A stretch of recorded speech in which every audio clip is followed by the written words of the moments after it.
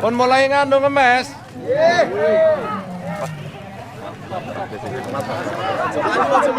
Mulai ngemes iki. Oh, lha iki sing subsidi to? Nggih. Sing niki lah sing subsidi to? Oh, iya. Nah, sekarang Pak Ganjar langsung praktek Pak. Dari sini aja. Endi kene? Merasakan Pak petani. Oh, lek ngono ya tahu.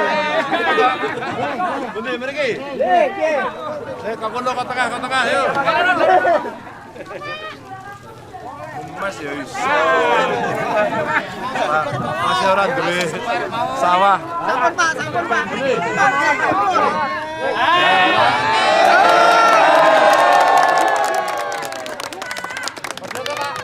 Ayo, bener ora?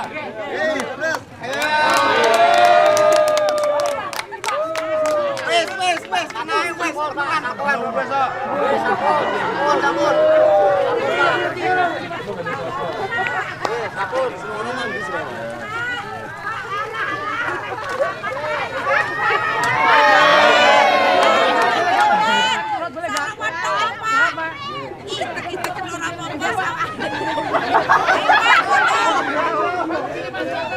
Ya. Kalau kesebenarnya Pak masalah kartu tani Pak. Apa nih? Kartu tani itu Pak, sebenarnya petani cari pupuk itu gampang Pak. Cuman berhubung dikurangi. Kuotanya Kuota dikurangi. Jadi pengennya saya tuh petani sebagai petani Pak. Dipenuhi seperti Bapak menjabat gubernur dulu. Ya wes, tos. Tos. Saya pikir tiba-tiba Pak, saya nggih toh. Nah, ini pemimpin Melayu Jaiki. Pak Ganjar memang top. Nggih, Pak.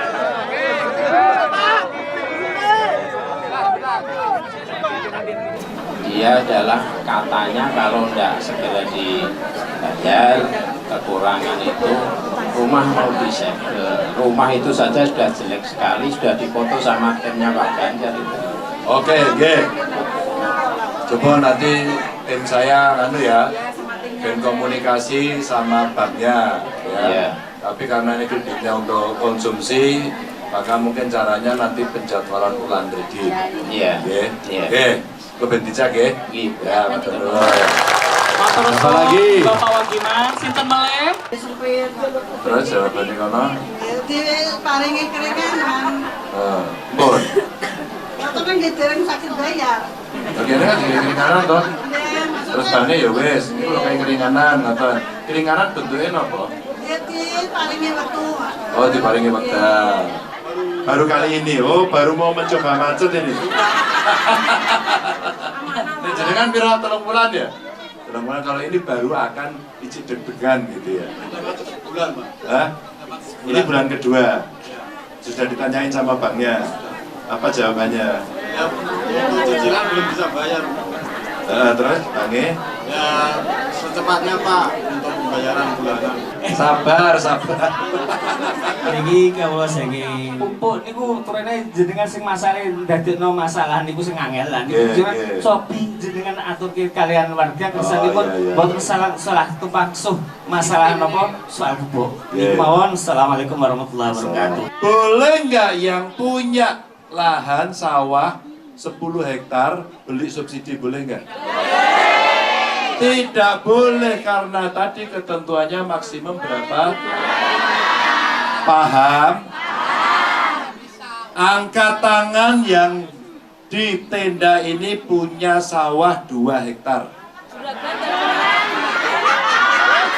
Oh, sampai duit. Total berapa?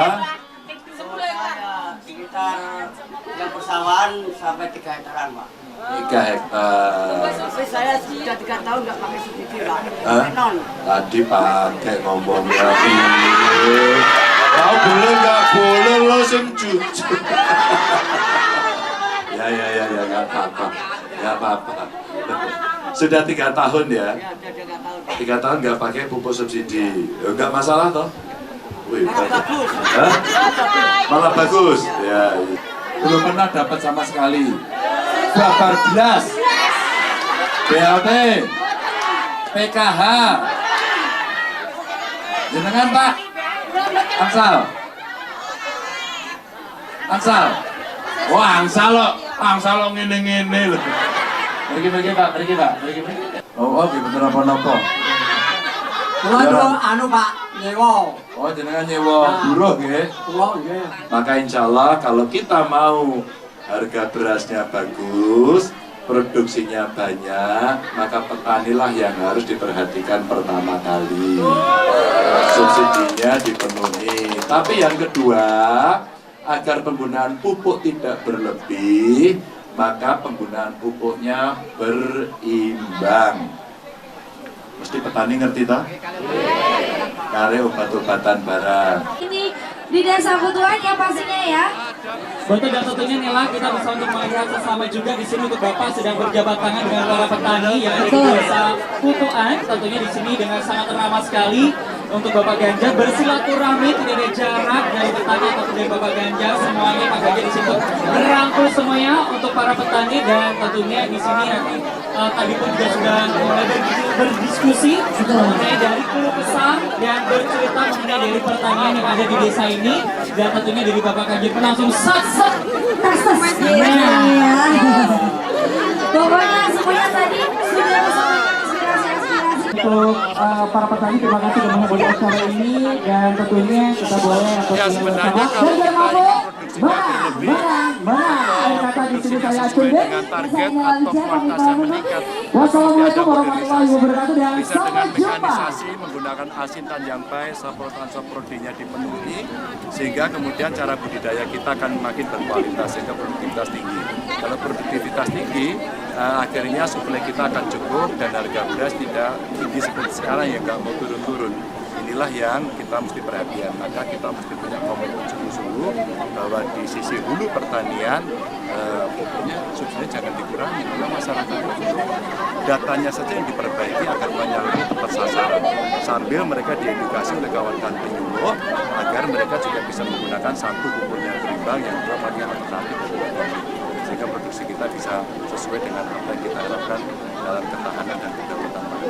Pak, tapi kalau angkanya subsidi ini kan dari bahannya impor daripada Rusia dan Ukraina nih Pak. Tapi kalau bahan dari pupuk sendiri yang subsidi itu kan impor dari Rusia dan Ukraina yang apa saat ini sedang berperang. Nah, kalau misalnya Bapak jadi presiden di kedepannya ada sumber bahan pupuk yang dari negara lain kok. Kalau intinya kan beberapa materinya adalah gas. Maka sumber-sumber gas yang ada di Indonesia ini bisa kita prioritaskan untuk pupuk itu. Nah, beberapa yang lain kan kita bisa dalam hubungan dagang luar negeri kita bisa mengajak partnership dengan mereka, mutual kegiatannya, dan kemudian kita bisa menggunakan pola-pola kerjasama untuk bersama-sama. Dan kita materialnya tidak tunggal kan, maka pentingnya kerjasama internasional salah satu untuk kepentingan nasional itu. Ya. Artinya Ganjar soal menghapuskan hutang petani, Pak Ganjar menambah kemandirian kita untuk memproduksi. Oh iya dong, kalau kita dari sisi saprodinya cukup, sarana produksi pertanian dan produksinya cukup, negara atau pemerintah menjamin itu, maka petani akan berproses. Soal keahlian ke petani kan jago-jago semuanya, tinggal kesempatan dan manajerialnya saja. Maka kalau kita bicara target produksi nasional untuk kebutuhan nasional bisa kita hitung, maka sedapat mungkin ya kita swasembada. Kalau kita swasembada kan beres.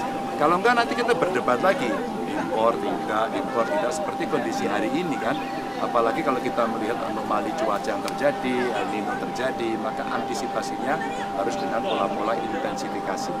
Kalau kita mau ciptakan lapangan kerja, optimalisasi lahan di desa dan mengajak orang-orang yang di desa, negara pertanian yang di desa, maka pola ekstensifikasi juga bisa dilaksanakan. Sebenarnya banyak sekali metode, kita hanya butuh satu aja, komitmen untuk melaksanakan itu. Penerima Ya bencana, terus kemudian hama dan sebagainya. Ganjar, anak-anak ini Pak, anak-anak